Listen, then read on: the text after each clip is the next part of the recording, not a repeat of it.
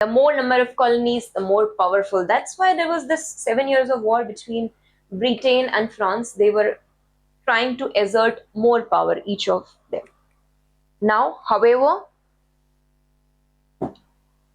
acquiring the territories to protect the initial territories, it led to chain of reaction, and there was competition, we have discussed, among the powerful European nations. You can write down Britain versus France. We have also seen Anglo-French rivalry. You will see these wars in modern Indian history also. And what happened? These colonies, they held the strategic and military importance for the country. Thus, these colonies, they came to be associated with power and prestige, right?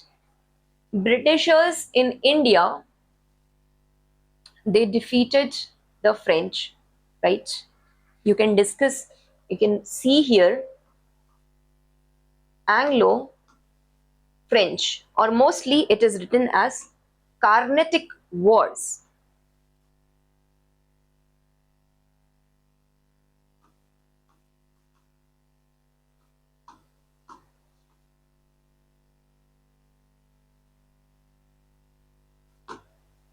Right? Now, another factor over here is spirit of adventure and exploration. Vasco da Gama, 1498 AD, he came to India, right? He wanted to explore. So Columbus, he was sent to sail to India, but he found America. So what happens that with this discovery of the new world and discovery of other places, these explorations, it led to the further expansion of imperialism. And apart from this, it was the Christian missionaries, mostly you can say Portuguese. Portuguese were the pioneer. When I have discussed this in the class, they were the pioneer of the discoveries, right? These were sent to far away lands of Asia and Africa. Now, I think there was a Japanese series also. I am not able to get the name, which had displayed this, that these Portuguese, they reached Japan also. It's based on historical incidences, and they try to spread this Christianity in that part of Japan, and then how the wars are fought between the traditional people. I'm not getting the name. It is some awarded series. If you search top 10 series last year. Okay. Favorable conditions for colonialism in Asia and Africa. Apart from this, now understand, if somebody is poor, right? Understand that in this world, actually, if you are a poor, everybody will come and try to impose power on you.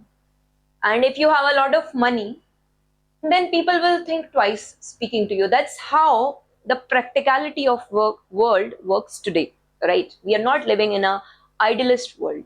Realistically, if we see, it was Asia and Africa which were poor, or you can say economically backward, technologically backward, societally backward, gender wise backward, right?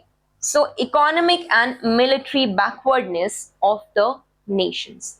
Now understand that there has been, we have discussed in industrial revolution that lots of technological developments have taken place. So definitely their armies are equipped with better weapons. But even in 1857, right? And before that, we were fighting. Just imagine the scenario. In India, we were fighting the war with the swords. We had the courage, but we were fighting with the swords. There were coming up of new guns and all, but in a very minor number. And these Britishers, they are coming with all the weapons. Can you defeat somebody with a sword and a gun? And already in context of industrial revolution, one of the historian, he had already said that after all the arms or all the weapons which are made are not created after all to shoot the pigeons on the holidays. Definitely with coming of power, with coming of prestige, with coming of attachment to the colonies and the territories, there is going to be arms race, and there is going to be coming up of war, right? Which we see in the culmination of Second World, First World and Second World War. So what happens? These European armies, they were equipped with advanced arm and ammunitions. Now, people, they are still fighting with the old techniques of warfare. I've told you, swords in India, Dhanush Ban and Tir, they are just fighting with that. And what happened? Apart from this, not only the arms, but the industrial revolution in Britain, it had changed the mode of production. There was mass production in the European economy. But this had not happened in your Asia and Africa, where the colonies were still based on skill-based occupation. Imagine there is a shoemaker who is sitting in India and he's trying to stitch the shoes by hand. And there is a machine, sewing machine in England. And by the time he takes one whole day to sew one shoe, right? But the machines in England, in one day, they're having mass production. So the price this man will charge and the machines will charge, there is going to be difference, right? So the same was happening. Administrative inefficiency. Now understand that administration in the colonies, it was organized on the basis of feudalistic setup. If you see in India, who were ruling? Akbar II, Bahadur Shah Zafar, right? All these people were there. But in Britain, after the Glorious Revolution, we have already seen coming up of constitutional monarchy.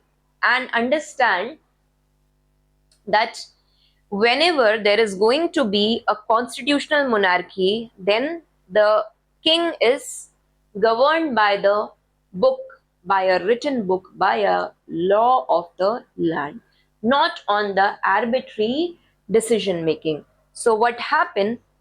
That in the feudal setup in the colonies, there was lack of coordination among the different units of administration. And the rulers over here, they turned to be despotic and they were least concerned about any practices which were going across the world. You can write one name over here, which is Bahadur Shah Zafar. Right? This we have seen in Indian context. So there was total administrative inefficiency. Now, definitely there were a lot of internal conflicts which were going on in the colonies. What happens? That because of the existence of these several small kingdoms, okay, what happened? The political stability, it was very hard to be achieved. And the Europeans, they took the advantage of this whole part. This we have seen that how Mir Zafar was made to fight against Siraj ud-Dawla, right? What did they do? These Europeans, they exploited this condition, right? And they had put one king against another. Now, lack of political centralization. The polity, it was totally fragmented, right? There was no one person who was taking a decision making. The entire territory was fragmented and it was controlled by the local kings. So it was again vulnerable to the foreign